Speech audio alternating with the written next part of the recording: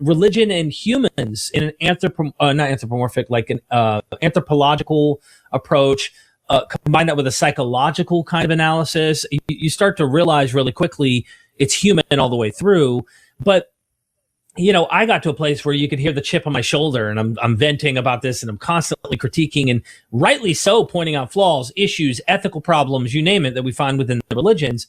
But then it's like you hit this wall and you go, well, we evolved. A lot of this is part of what made us successful as humans. Is it all bunk? And you're pointing out there's something to a lot of this that we shouldn't throw away. Maybe you called it the baby in the bathwater, and throw away the bathwater maybe, but there's still a baby there that is you can use. And I think that's important when we start to discuss, how you've exited but then found peace. Because a lot of people are dealing with a lack of meaning or purpose, a sense of community, since leaving the faith, whatever that faith may be, Islam, Christianity, Mormonism, the list can go on and on. Yeah. So is there can you maybe narrow down a question there for me? There's so many directions that I could go. Yeah, there. I hit a lot there. I mean, I guess I would say is, you hear apologists. I'm going to phrase it this way, and then hopefully there's a decent question in this. I've heard apologists when they're debating atheists. For example, Inspiring Philosophy. He's a buddy of mine. We're friends. We've had beef. Okay, we've had our problems over a debate over Dionysus and all this kind of stuff, and other things in the past where we're wrestling over ideas. But then he debates atheists, and he brings up these studies all the time to point out the utility, how religion has utility. What are you doing? Like this is better. Life is better. The world would be better with religion. And he uses this against the atheist who's going on there going, but it's not true. But it's not true. Yeah. And we hear this tension. From what I've seen, religion makes people much kinder, more docile, more gentle, more down to earth, more easy to get along with. I mean, how many times have I seen the kind old lady? She's always happy. She sees you. Like the time my daddy was stopping by to visit this older lady, probably in her 50s. Well, I was in the car, but my dad went up to the porch, and when she came out, I heard a voice, really kind voice, saying now to me, "Hi." All these women believe in God. And because they believe in God, it just makes everything beautiful.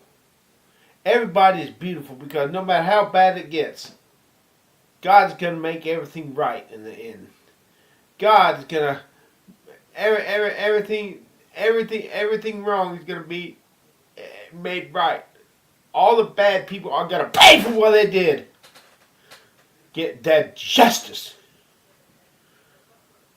People who do me wrong, they're going to pay.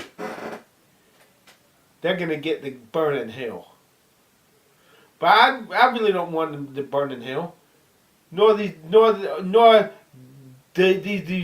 kind people who believe in God. We'd rather you change and become loving and not have to go to hell. But if you're going to be hateful and ornery, go to hell. This world would be a better place if you didn't exist. Yes, AI and all the kind deeds.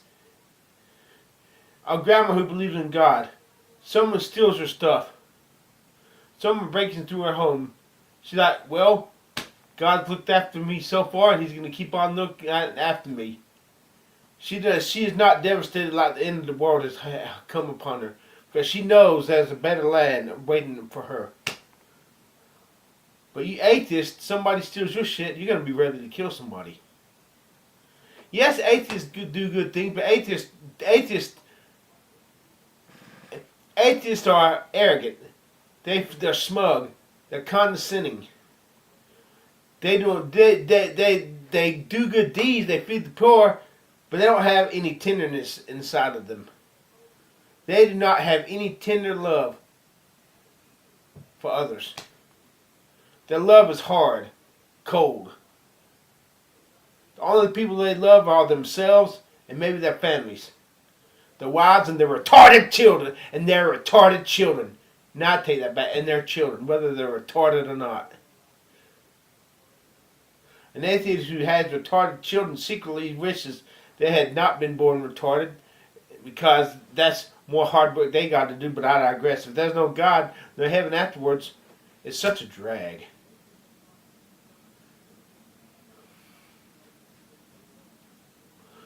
But sure, atheists are happy when they're big time intellectuals, when they're discovering science, the frontiers of science, when they got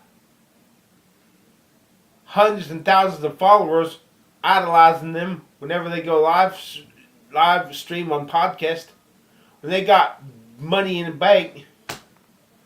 But you show me an atheist who is happy. I'll show you grandma who's poor and believing in God, and she's happy.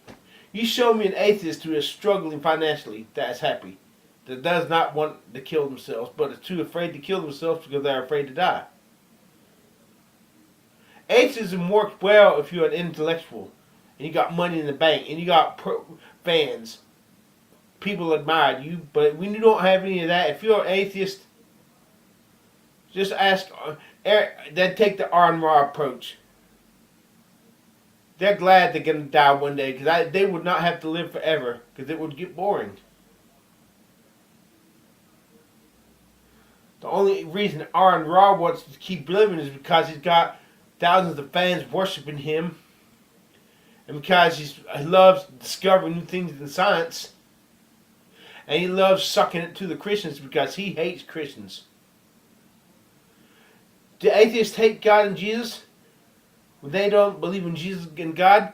But I've heard atheists like Forrest Falke and Matt Dillahunty said, even if God and Jesus was real, I would tell them to go fuck themselves. So atheists like Aaron Ra and Forrest Falke hate Jesus and hate God, because if God and Jesus were real, they would hate him. So don't have this shit, oh, I don't believe in God and Jesus, so how can I hate him? Just face the facts, you motherfuckers. You hate God and Jesus. Yes, religion makes this world a much better place. Much better. Much better.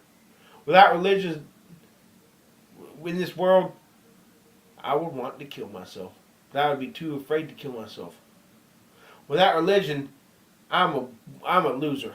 I'm a total loser. At the mercy of this hostile, heartless, uncaring, indifferent reality. If there is no God, I want to be king. If you get in my way, if I can't get away with it, I'll fucking kill you. And not think twice about it. And say, good fucking riddance. I'm glad that you're out of my fucking hair. Are you getting this?